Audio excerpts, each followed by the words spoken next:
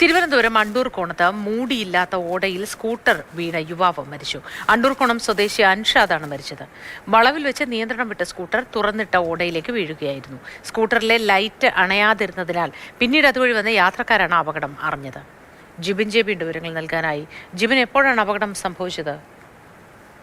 ഇന്ന് പുലർച്ചെ 3:30 കൂടിയാണ് പോത്തൻകോടിന് സമീപം അണ്ടൂർകോണത്ത് വെച്ച് ഈ ഒരു വാഹനാപകടം ഉണ്ടാകുകയും അൻഷാദ് എന്ന് പറയുന്ന 45 വയസ്സുകാരന് ജീവൻ നഷ്ടമാകുകയും ചെയ്തത്.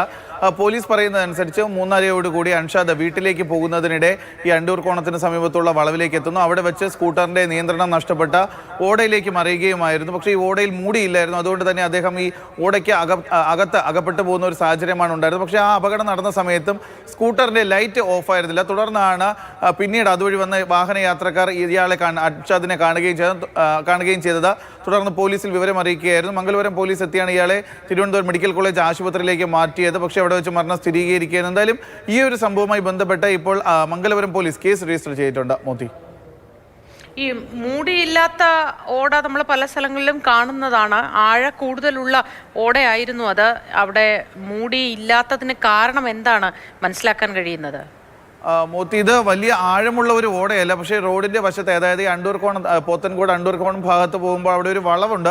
ആ വളവിൽ വെച്ച് വാഹനത്തിന്റെ നിയന്ത്രണം നഷ്ടപ്പെട്ട് ഈ ഓടയിലേക്ക് മറിയുകയായിരുന്നു. പക്ഷേ രാത്രി ആയതുകൊണ്ട് തന്നെ അദ്ദേഹം വീണ സമയത്ത് അദ്ദേഹത്തിന് പുറത്തോട്ട് ഇറങ്ങാൻ കഴിയാത്ത ഒരു സാഹചര്യമാണ് ഉണ്ടായിരുന്നത്. അപകടം നടന്ന സമയത്ത് തന്നെ അൻഷാദ് ഈ ഓടയ്ക്ക് അകത്തേക്ക്, അതായത് വലിയ ആഴമുള്ളതല്ല, പക്ഷേ അൻഷാദ് ഈ ഓടയുടെ അകത്തേക്ക് ആയി പോവുകയായിരുന്നു. കാരണം മൂടിയില്ലാത്തൊരു ഭാഗമാണ്. അതുകൊണ്ട് തന്നെ ഈ ദൃശ്യങ്ങളിൽ കാണുന്നത് പോലെ മൂടിയില്ലാത്തൊരു ഭാഗമാണ്. ഏറെ ദൂരം, അതായത് അവിടെ ഒരു അപകടം നടന്ന ഒരു സ്ഥലത്ത് മാത്രമല്ല ഓടയിൽ മൂടിയില്ലാതിരുന്നത്. പക്ഷേ ആ ഒരു മേഖലയിൽ, ആ ഒരു ഓട പോകുന്ന വഴിയിലൊക്കെ തന്നെ മൂടിയില്ലാത്ത ഒരു അവസ്ഥയാണുള്ളത്. അങ്ങനെ അൻഷാദ് ആദ്യം ഓടയിലേക്ക് വീഴുന്നു. തുടർന്ന് മുകളിലേക്ക് ഈ സ്കൂട്ടർ കൂടി വീഴുന്ന ഒരു സാഹചര്യമാണ് ഉള്ളത്. തുടർന്ന് അൻഷാദിന് പുറത്തേക്ക് എത്താനും പറ്റാത്ത ഒരു അവസ്ഥയാണ് ഉണ്ടായിരുന്നത്. പിന്നെ അതുകൊണ്ടാണ് ഈ സ്കൂട്ടർ അപകടത്തിൽപ്പെട്ട് കിടക്കുന്നതും അതിൽ ലൈറ്റ് ഉള്ളതും ശ്രദ്ധയിൽപ്പെട്ട് അതുവഴി വന്ന യാത്രക്കാരാണ് ഇയാളെ കണ്ടെത്തുകയും തുടർന്ന് പോലീസിൽ വിവരം അറിയിക്കുകയും ചെയ്തത്. അൻഷാദിന് വലിയ പരിചയമില്ലാത്ത മേഖലയാണോ അത്?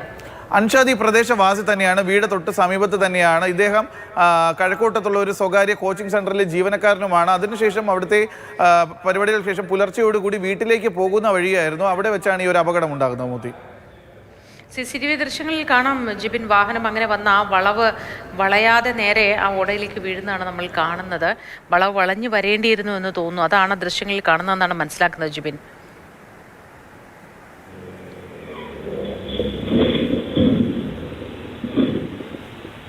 അങ്ങനെയാണോ? ദൃശ്യങ്ങളിൽ നമ്മൾ കാണുന്നത് പോലെ തന്നെ ആ വളവ് വളഞ്ഞ് നേരെ ക്യാമറ ഇരിക്കുന്ന ഭാഗത്തേക്ക് വരേണ്ടിയിരുന്നു. പക്ഷേ ആ വളവ് വളയാതെ നേരെ ഓടയിലേക്ക് വീഴുകയായിരുന്നു എന്നാണോ മനസ്സിലാക്കേണ്ടത്? അങ്ങനെയാണ് മോദി. കാരണം ഈ രാത്രിയാണ് അപകടം ഉണ്ടായിരിക്കുന്നത്. ഡ്രൈവർ ഉറങ്ങിപ്പോകാനുള്ള ഒരു സാധ്യത കൂടിയുണ്ട്. പക്ഷേ അത് സംബന്ധിച്ചിട്ടുള്ള ഒരു ഔദ്യോഗിക സ്ഥിരീകരണം ഇതുവരെ വന്നിട്ടില്ല. പോലീസ് പറയുന്നതനുസരിച്ച് ഈ പുലർച്ചെ 3:30 കൂടി വീട്ടിലേക്ക് മടങ്ങി പോകുകയായിരുന്നു. വീട്ടിലേക്ക് എത്താൻ അല്പദൂരം കൂടി മാത്രമേ ബാക്കിയുണ്ടായിരുന്നുള്ളൂ. ഇതിനിടെയാണ് ഈ ഒരു അപകടം ഉണ്ടാകുന്നത്. പക്ഷേ ആ സമയത്ത് അതുവഴി മറ്റ് വാഹനങ്ങളൊന്നും പോകുന്നത് ഈ CCTV ദൃശ്യങ്ങളിലില്ല. അതുകൊണ്ട് തന്നെ മറ്റ് വാഹനങ്ങൾക്ക് സൈഡ് കൊടുത്തിട്ടുണ്ടായ അപകടം അല്ലെങ്കിൽ മറ്റ് വാഹനത്തിന്റെ ലൈറ്റ് നമുക്ക് ഒരിക്കൽ കൂടി കണ്ട് ഞാൻ ജിബിനിലേക്ക് വരാം. ശബ്ദം കൂടി ഉണ്ടതിൽ.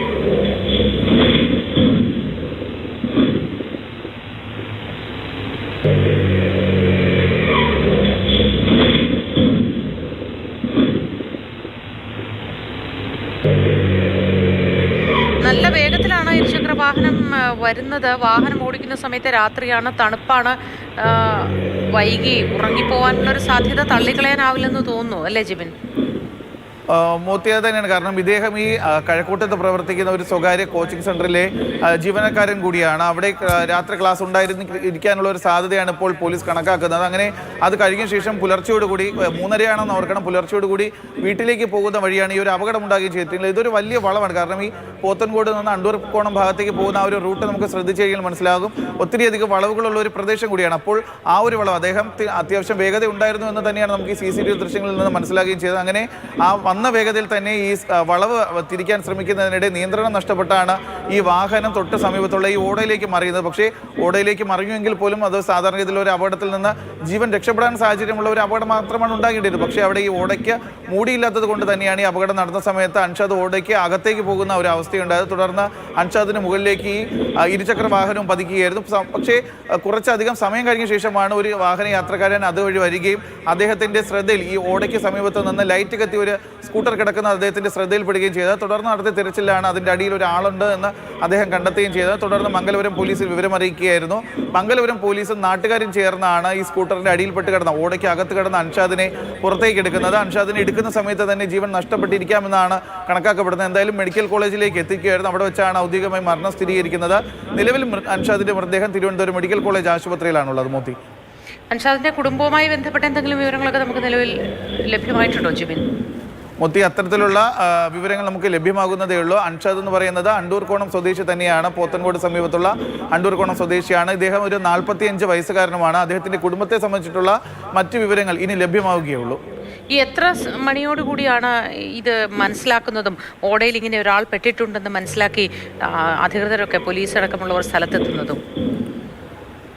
മൊത്തം പുലർച്ചെ 3:30 കൂടിയാണ് ഈ ഒരു അപകടം ഉണ്ടാകുന്നത്. CCTV ദൃശ്യങ്ങളിൽ നിന്നും ആ ഒരു സമയം നമുക്ക് വ്യക്തമാണ്. പക്ഷേ പിന്നീട് അതായത് ഏകദേശം ഒരു 10 മിനിറ്റിനകം തന്നെയാണ് അതുവഴി പോയ ഒരു യാത്രക്കാരൻ ഇയാൾ ഈ ഓടയ്ക്കകത്ത് വീണ് കിടക്കുന്നത് കാണുകയും ചെയ്തത്. തുടർന്ന് അവിടെ നിന്ന് വലിയ ദൂരമില്ല മംഗലപുരം പോലീസ് സ്റ്റേഷനിലേക്ക്. മംഗലപുരം പോലീസ് സ്റ്റേഷനിൽ വിവരം അറിയിക്കായിരുന്നു. കാരണം അപകടത്തിൽപ്പെട്ട് ഒരാൾ കിടക്കുന്നതാണ് ഇയാളുടെ ശ്രദ്ധയിൽപ്പെട്ടത്. ചെല്ലുന്ന സമയത്ത് തന്നെ ജീവൻ ഉണ്ടായിരുന്നില്ല എന്നാണ് പറയപ്പെടുകയും ചെയ്യുന്നത്.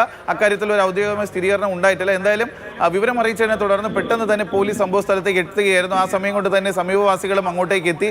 തുടർന്ന് ഇവർ സമീപവാസികളും പോലീസും ചേർന്നാണ് ഈ വാഹനം പുറത്തേക്ക് എടുക്കുകയും അൻഷാദിനെ പുറത്തേക്ക് എടുക്കുകയും ചെയ്തത്. ശരി, ജിബിൻ ജെബിയാണ് വിവരങ്ങൾ പങ്കുവച്ചത്. തിരുവനന്തപുരം പോത്തൻകോടിന് സമീപം അണ്ടൂർക്കോണത്താണ് ഈ സംഭവം നടന്നത്.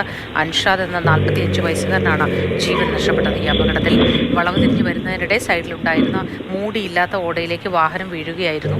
തുടർന്നാണ് മരണം സംഭവിച്ചത്.